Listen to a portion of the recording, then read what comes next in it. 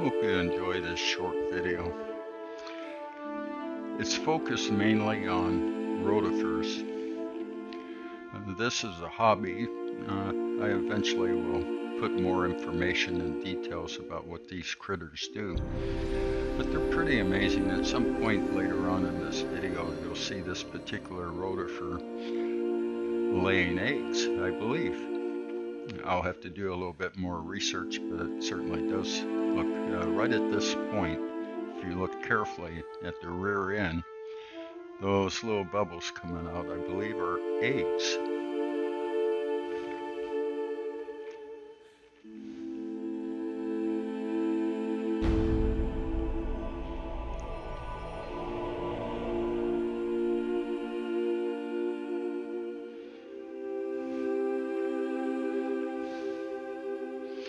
They feed, here we have a verticillium.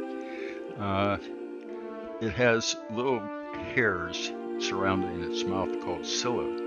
And if you look carefully, you can see that what it's doing is creating a vacuum in the water, and it's pulling in bacteria and plant material and whatever else happens to be floating around.